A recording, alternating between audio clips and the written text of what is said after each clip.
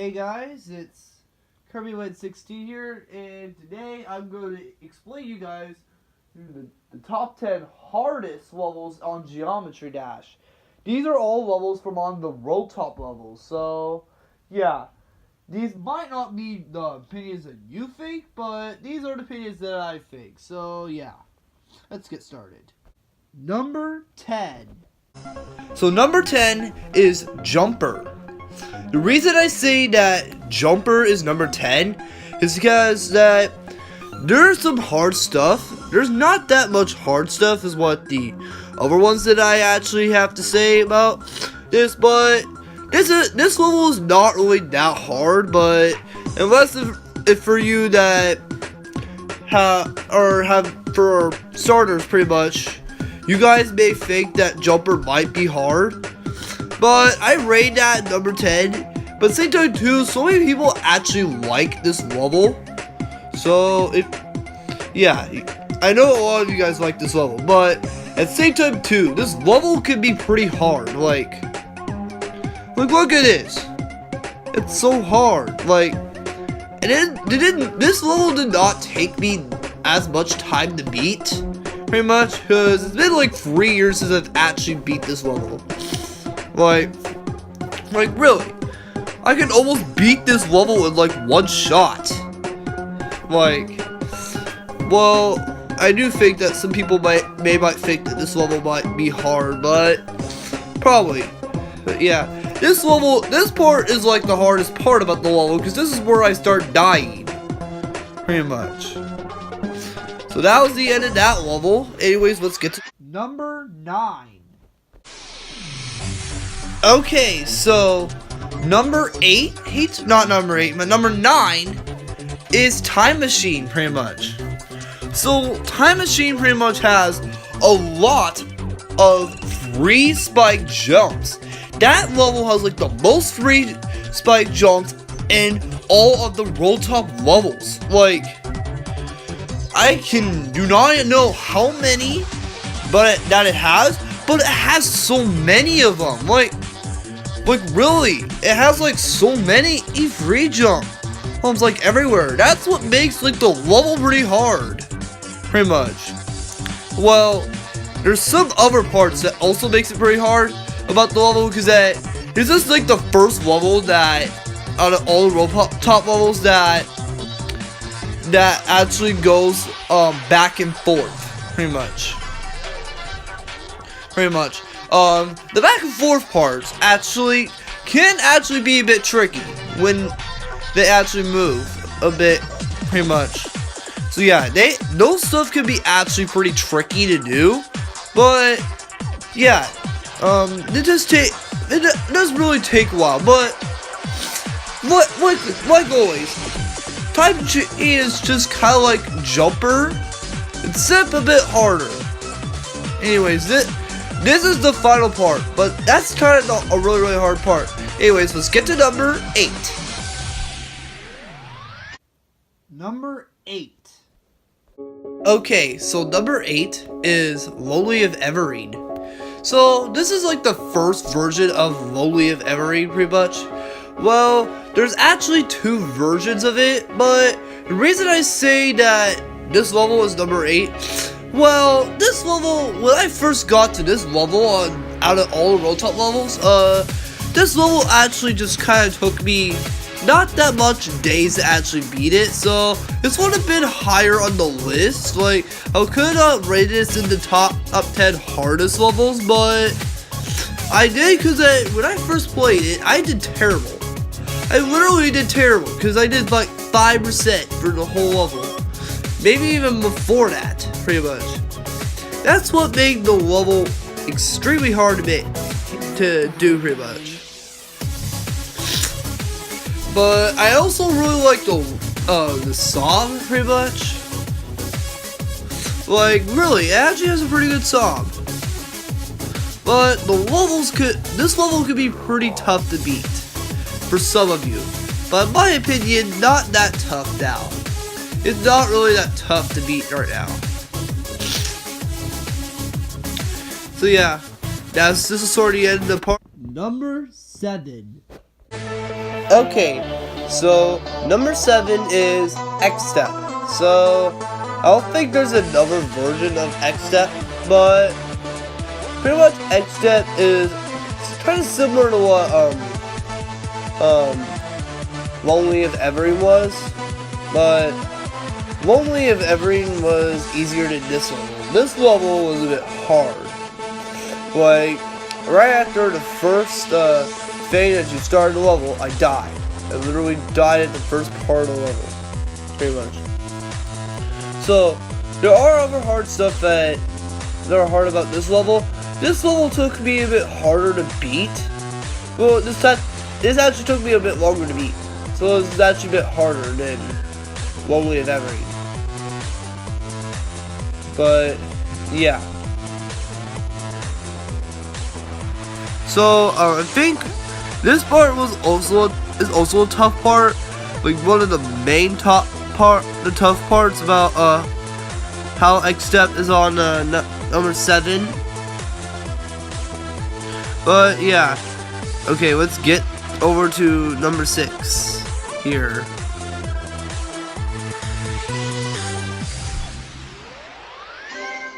Number 6. Okay, so number 6 is Electroman Adventures. So this level is right after Lonely of Evering. So this level I did a bit better starting from Lonely of Evering, but this level took me a bit longer to beat than Lonely of Evering did. But yeah, there are some other harder stuff that are on this level compared to Lonely of Evering, and what we discussed in the last one, which is X-Step pretty much.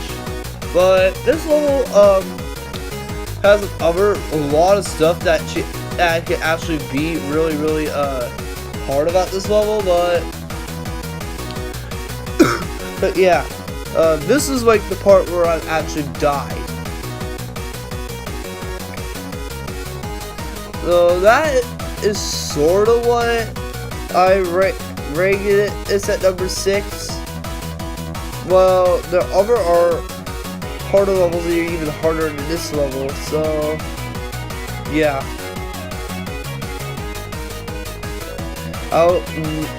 We will start. See you guys at number 5. Number 5. Okay, so number 5 is Electrodynamia Amix.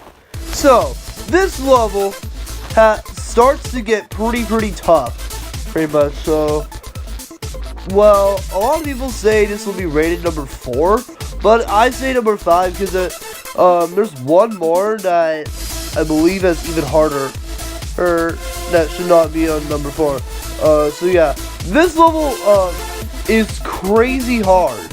Like compared to like this level is almost a demon level. Like it's almost there, but this is like the first level that has all the speed heating pretty much. So you can see that the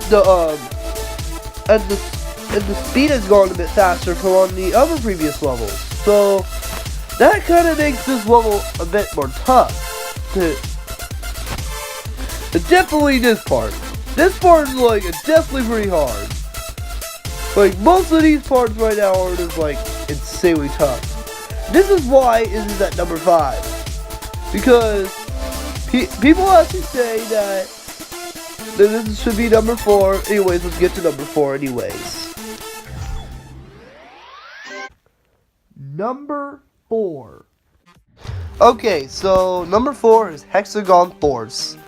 So the reason I would say that this should be number 4 instead of number 5, well, obviously this is the first level that has double people. So you know how there's a single now, in a little bit, stuff's gonna get pretty hard.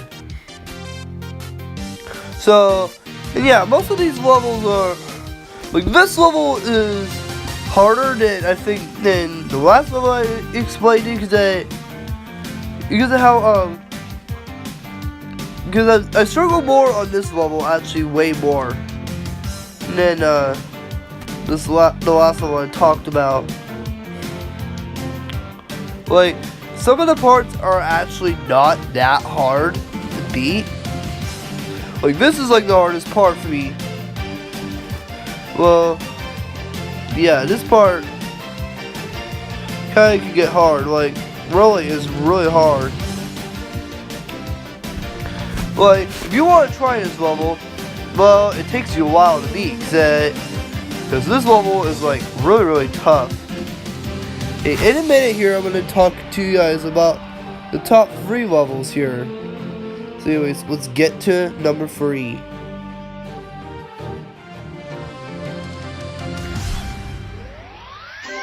I am going to warn you guys that this is the top 3 hardest levels that I think. These 3 levels are demon levels. And these levels have actually taken me about over a month to beat. So yeah, I'm really shocked to actually share this with you guys, but yeah, this is actually all 3 of these are demon levels. So yeah, let's get to number 3. Number 3. Okay, so number 3 is Cube Step, which I forgot how to pronounce. But anyways, this level is tough. Like, it is way more tough than Hexagon Force. Like, really, like, when I first started this level, I did terrible. I did terrible on this level. Even though I was beating, like, Lonely of Ever and something like that. I thought, like, Lonely of Ever and something is what I unlocked in this level. But this level is insanely hard at first. But I actually have beaten this level pretty much. This level took me about 2.5 months just to beat this level. Like, this level is like pretty darn hard to beat. Like, this is why it is at number 3. Because this took me like ridiculously really long to beat. Like, I almost struggled at every part pretty much of this level at the beginning of it. And I mastered through it. Pretty much. And that last part there was like one of the most trickiest part about this level. Anyways, let's get to number 2, which is also another demon. Number 2. Okay, so number 2 is Lonely of Evering 2. This level is the second version of Lonely of Evering, which I've explained to you guys pretty much at the beginning of the video, pretty much. But this level is ridiculous. This level is way more ridiculous than Cube Step. Like really. Like, this level took me a year to beat. This is another demon level. It's insanely hard to beat. Like, really, like, look at all these invisible stuff. Like, there's so much invisible stuff that actually has appeared in this level. Like, this makes the level, like, extremely hard to beat. This also makes it ridiculous to beat. Like, really. This really was a ridiculous level. This is a lot like Cube Step. But the next one I'm going to talk about is like way more ridiculous than this level. Pretty much. But this is like the hardest part about Lonely of Evering 2. But yeah, this level is like extremely ridiculous. This to be. Like right here is sort of where the end is. Okay, let's get to number 1, where it is the most hardest level ever. Number 1. Okay, so number 1 is Deadlock. So this level is extremely difficult to beat. Like, this is like the most difficult level ever on all the rotop levels, pretty much. And this is the only level I have not beaten yet. Like, this level is like extremely hard to beat. Like, it also is like super ridiculous. This has been like the past 3 years and still have not beaten this level. Like, I've been stuck on this level for like 3 years now. Like, literally took me like this long to beat. Like, this level's like really, really ridiculous to me. Like, look at this. This is why this is at number 1, pretty much. This is like the most ridiculous part about it. Well, the second most ridiculous part. Even at the part where it starts going fast, that's where I always die a lot of the time. This is like the most ridiculous part right here. And this part is where I've actually died. Kind of around here. Like, yeah, that is exactly where I've made it to, pretty much. It's literally the farthest I've actually made it to. Anyways, I hope you guys enjoyed this video, and I hope you guys subscribe to Kirby 16, and I'll see you guys all later. Bye!